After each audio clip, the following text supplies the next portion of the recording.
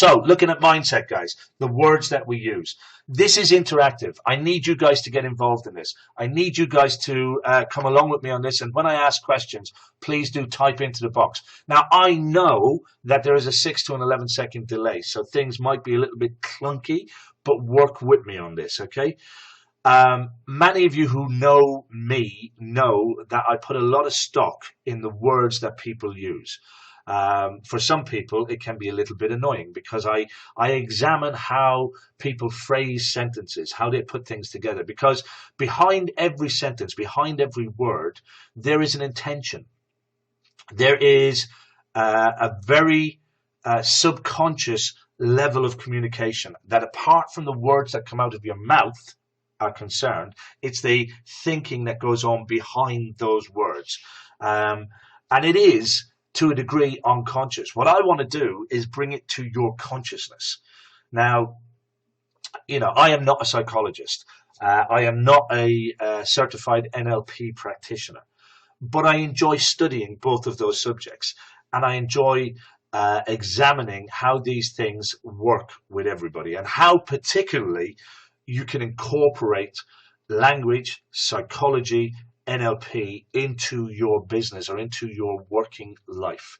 For those of you who aren't aware, just I mentioned the word NLP. NLP is neuro-linguistic programming. It is simply the science of understanding how the human brain works and why people do, what motivates people, what drives people, what helps to make successful people as opposed to people who don't strive and don't succeed. So NLP, neuro-linguistic programming. It's about the brain and the language that we use to communicate with ourselves and with others. Yeah, ourselves as well. Because it is funny that the words that we use affect ourselves. You know, the language that we use has an effect and an impact on us and the people around us. So what I want to do is bring that to your consciousness. I want to bring that to your awareness. Does it mean you're going to change instantly about what you do and what you say? No, it doesn't. Does it mean that we're all going to be perfect communicators? No. But the very fact that you are conscious about how words can either positively or negatively impact you, it may help you to see how it has an impact on your business. Let me give you a brief example, if I may. The way that we talk to our customers. You know, you hear me talking about conversions when we talk about marketing and advertising. And there are a number of different places where your conversions can fall down, okay? So it's all very well having snazzy adverts and really good, well-written copy and so on and so forth, yeah? Because having that can get you good conversions, as in you can transfer people from not knowing you at all to inquiring about your business or becoming a lead to your business. That's a conversion. You then have the opportunity to convert them from being a lead into being a customer. And that could be based on a number of different things that are in your control. And that could be the paperwork that you use in the business, the confidence that you instill in the customer, how you appear. All of these things have an effect. But the words that you use, the language that you use, how you talk to people, also has an effect. And I often see people who that's a generalization. I often see people. I have seen people, let's put it that way, where they get a tremendous amount of leads through their business, and then they can't understand why they're not converting those leads into business. And quite often it's themselves. They are the block in the chain. They are the person that are stopping or blocking up the funnel because of the way they talk, because of the way they communicate, because of the words that they use. And either those words don't instill confidence, as in they come across as being either weak or unsure of themselves, or those words bring across a mistrust, so that the customer doesn't feel right. They don't feel that I can trust this person to do the job. But you're not often aware, you as the tradesperson, you're not often aware that it's that's causing the problem. Because it's language that you've been using throughout your life, because it's language that has been instilled into you by your parents or your teachers or your mates or whatever the case is. And you think that it's normal language, and it is normal to you. But the issue is that when somebody else hears some of the words and some of the things that you say, and we're going to look at some of those in a minute, they can construe them differently. And here's the thing, communication is a two-way street. Yes, it's a two-way street. However, you are responsible for the meaning that you give to the individual receiving your communication. Why is that? Why are you responsible? Because you cannot control how they receive stuff. You cannot control how I interpret what you say. All you can do is control how you say it. Does that make sense? Let me see some hands, some smiley faces, some thumbs going up across that screen if what I'm saying makes sense to you at the moment. Sounds a little bit complex, but the bottom line is, when I speak, it's my responsibility to make sure that my intention, what I'm saying, is clear to you.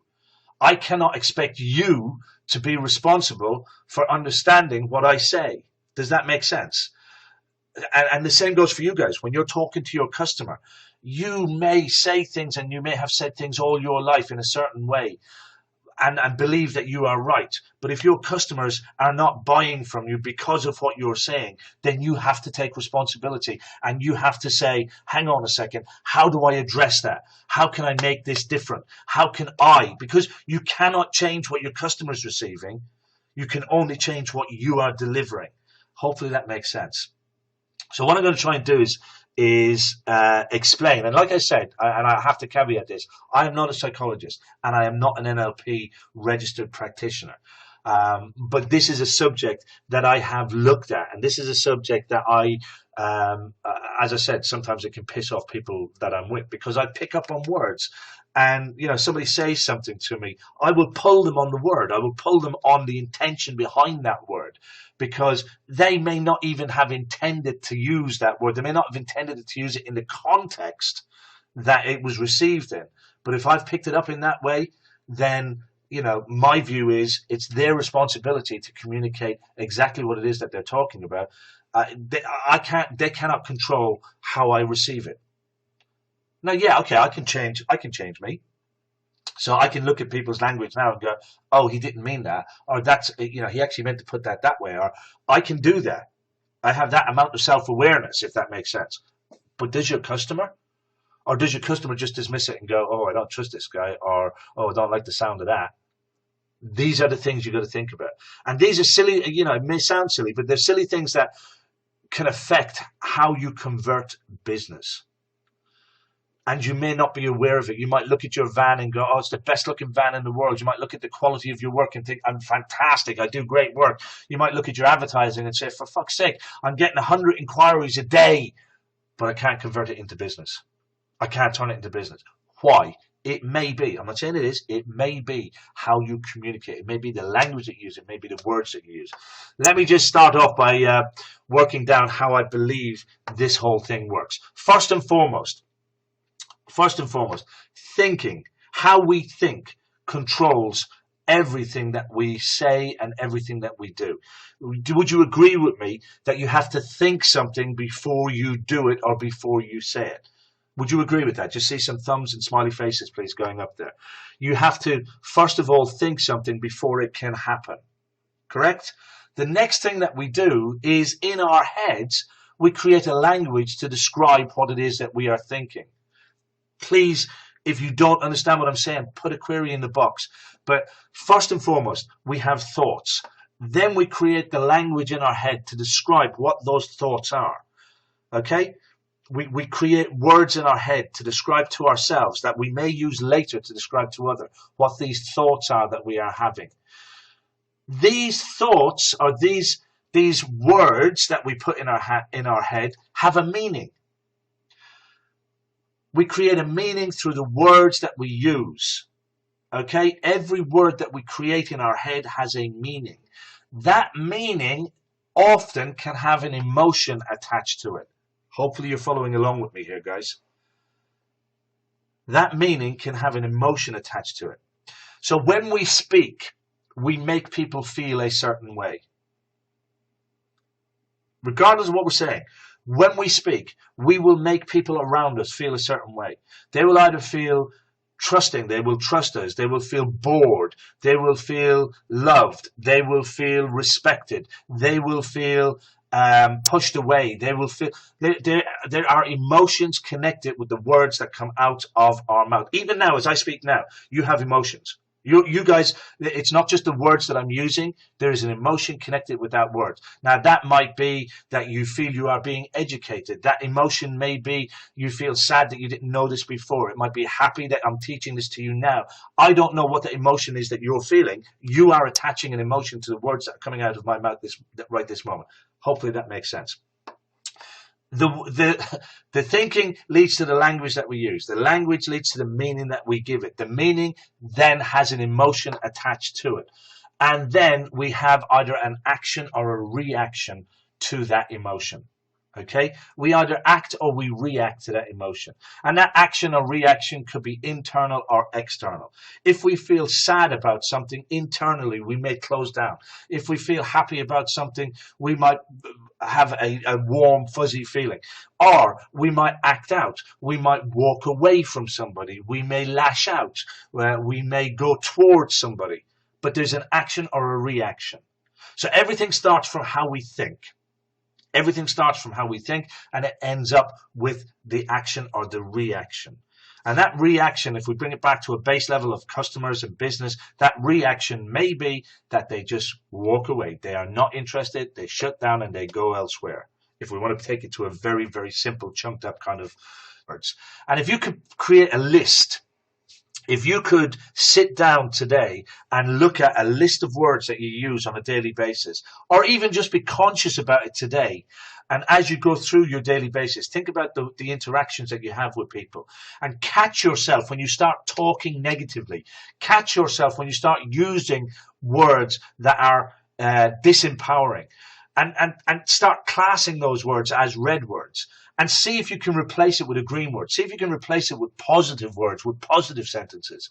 Because, like I say, if we look at words in terms of good words being green, so we've got good words that have positive intentions or positive outcomes, and they are empowering you. They are helping you to feel better about yourself, about your relationship with other people, your relationship with money, your relationship with customers, your relationship with work, your relationship with the government, your relationship with the economy. It goes on and on and on, okay?